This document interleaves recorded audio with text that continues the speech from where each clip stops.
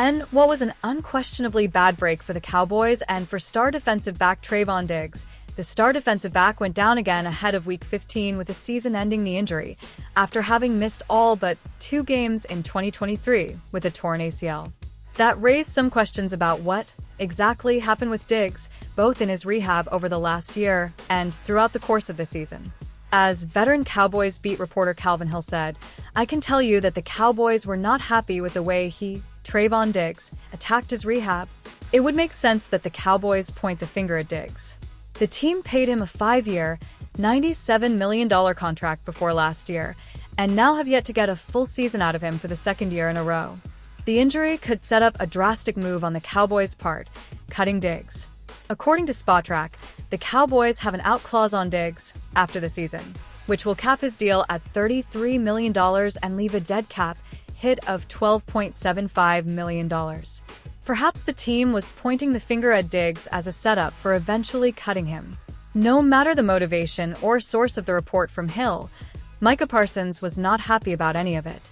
"It really hurts me because I seen Trey suffer," Parsons said on his podcast, The Edge, this week. Play. Micah Parsons. What could he have done? Parsons lashed out at the report from Hill, and whomever it was with the Cowboys who told Hill that Diggs' rehab was underwhelming. "I seen the work he was putting in. So, to me, when people were talking about his rehab, Trey came back early from his ACL. He didn't even miss a game in the season. We lost him in Week 3 of last year, and we got him back in the beginning of camp. For people to say his rehab, Trey came back right. I think missed like the first week of camp, but by the end of camp, he was out there. Week 1, he had an interception. He looked like regular old Trey. He was out there practicing hard, working hard. With his rehab, what could he have done with the injury he sustained? The cartilage had broke down. It was a cartilage issue that had broke down. It bothers me when people question the Trayvon Diggs narrative or his rehab. How hard does he want to work? Does he want to be there? Because I don't know a guy who wants to be there more.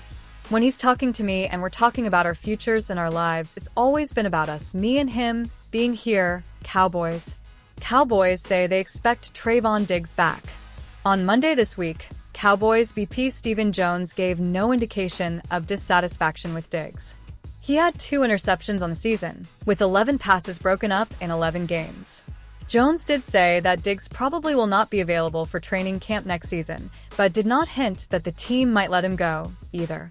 It's worth noting, though, that at Pro Football Focus, Diggs had a grade of 56.6, which was 87th out of 118 corners, his lowest grade of his career.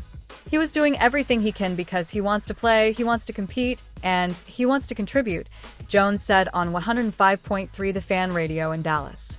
Would Troy Aikman take Cowboys GM job? The dream of Dallas Cowboys team owner Jerry Jones bowing out or at least moving sideways to make room for what Cowboys Nation often terms a real GM is just that, a dreamy concept that essentially starts and stops with Jones' training camp remark about his qualifications for the job. Remember the pithy, profane, and to many pompous quote? "I've done it all," Jones announced. So, hell no, there's nobody that could come in here and do all the contracts and be a GM any better than I can. There's nobody can do it. Okay, but it's Christmas. Time to allow visions of sugar plums and coveted gifts. The subject of Aikman as GM comes up about once a year. That is, every time Troy, in his role as a national TV voice and in his role as a Dallas-loving elder statesman, is asked to review yet another Cowboys season that's come up short. Oh, and by the way, the subject of Jimmy coming back is fresh again now that Jones has put the Hall of Fame coach Johnson into his Ring of Honor. After 35 years as a beat writer covering this team and these personalities, is there anything realistic about any of this? Let's dismiss Jimmy to Dallas immediately. Johnson, who turns 82 this summer, giving up his meticulously designed Florida beach lifestyle to return to the grind, in any capacity. No way.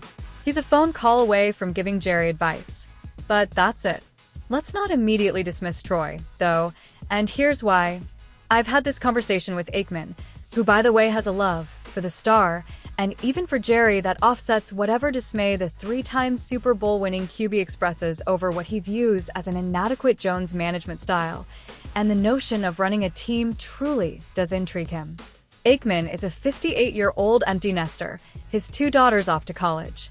As much as he loves the life he's carved out for himself, most prominently as the voice on ESPN's Monday Night Football, an institution after all these years now making $18 million annually, with enough freedom to get deeply involved in his worlds of business and charity. I'm here to tell you that Aikman would seriously consider giving up ESPN to dive headfirst into that aforementioned grind, under one condition. He would not do it to be a figurehead, to be a publicity stunt, to front a circus. Aikman would work for the Joneses.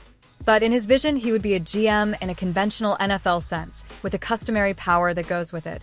And of course the pressure of being great is a part of it, which comes with the threat of getting fired someday. Trust me, Troy could live with that. And he would bet his pristine reputation that he'd lead the Cowboys back to greatness, too.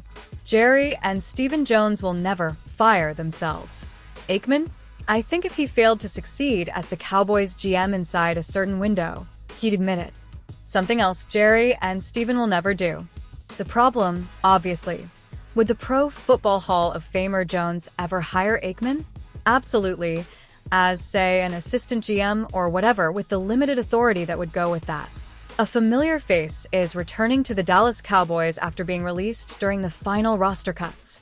As injuries continue to pile up, the Dallas Cowboys are bringing back a familiar face for the final stretch of the 2024 NFL regular season. While Osa Odigizua has been among the league's best and former first-round pick Motzie Smith has been vastly improving, the Cowboys are bolstering the interior defensive line with Justin Rogers. Rogers was selected by the Cowboys in the 7th round of the 2024 NFL Draft.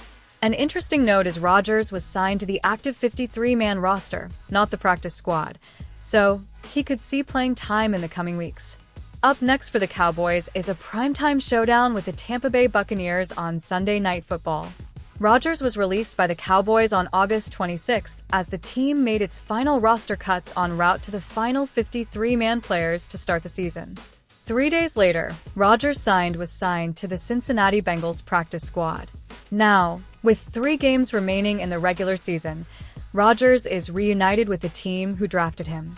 DeMarcus Lawrence reportedly not coming back this season.